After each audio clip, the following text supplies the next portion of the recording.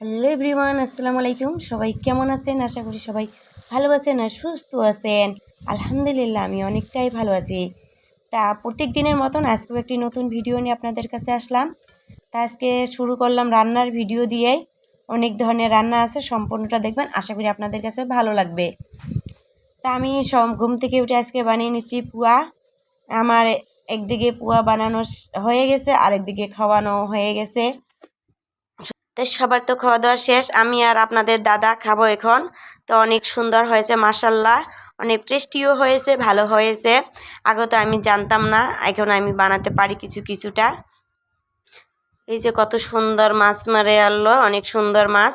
মাছের সঙ্গে এসেছে আমার এই যে ছোট্ট মেহমান কাঁকড়া। মেহমানটাকে আমি পানিতে দিয়ে আসি, কারণ একদম ছোট্ট মেহমান, ওনাকে কি করবো, ওই জন্য পানিতে দিয়েছি। সবারই জীবন বাঁচার জন্য সবাই চেষ্টা করে। তা উনি তো আর যেতে পারবে না, তা আমাদেরকে দিয়ে আসতে হবে। তো ওনাকে আগে পানি দিয়ে আসি। কত সুন্দর মাছ! এ ধরনের মাছ কার কার পছন্দ প্লিজ কমেন্ট করে জানাবেন। আমরা তো প্রত্যেক দিন বর্তমান এ ধরনের মাছ খাই, অনেক ভালো লাগে। আমার নদীতে বর্তমান চিংড়ি মাছ অনেক সুন্দর হয়ে গেছে। আগে খাইছিলাম, আগে অনেক ছিল নদীতে, বর্তমান কয়েক বছর থেকে এই ধরনের মাছ পাওয়াই যায় না। তা আমার মাছ কুটে নেওয়া শেষ, এখন রান্নাটা করে নেই।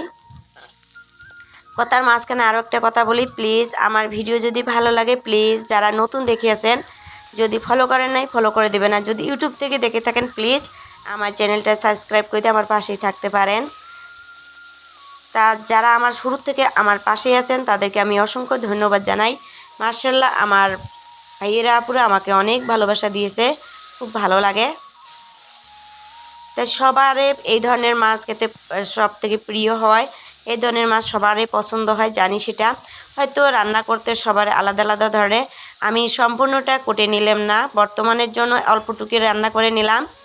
আর মেহমান এসেছে তার জন্য তাড়াহুড়া করে আর বাকিটা রেখে দিলাম, কিছুক্ষণ পর রান্না করানো হবে। আমার রান্নাটা কমপ্লিট, কীরকম লাগলো প্লিজ কমেন্ট করে জানাবেন। আমি একটু ঝোল রাখেছি, তারপর এই যে রান্না করি আবারও। কারণ বাড়িতে যখন মেহমান আসে দেখবেন অনেক রান্না করতে হয়, অনেক ধরনের রান্না করতে হয়। আর যখন আমরা তো একা একা খাই তখন ওই ধরনের রান্না করা হয় না, অল্প অল্প রান্না করে হয়। কারণ এটা সবারই হয়, যখন মেহমান আসে মেহমানের উপলক্ষে খাওয়া দাওয়াটা ভালো হয়। হ্যাঁ, আর এমনি তো যখন থাকি তখন তো আলসিয়া ধরে, রান্না করতে ইচ্ছে জানা, একটা সবজি হলেই চালিয়ে নেই। সব মেয়েরাই এ ধরনেরই হয়, জানি না কে কে অমন, হয়তো আমি এই ধরনেরই হই। যখন একা থাকি, কেউ আসে না, তখন বেশি একটা রান্না করতে ভালো লাগে না। তা আমার ভিডিওগুলো কীরকম লাগলো প্লিজ, ভালো লাগে যদি একটা লাইক কমেন্ট করে দিবেন, আর যদি অতিরিক্ত ভালো লাগে প্লিজ একটা শেয়ার করে দেবেন।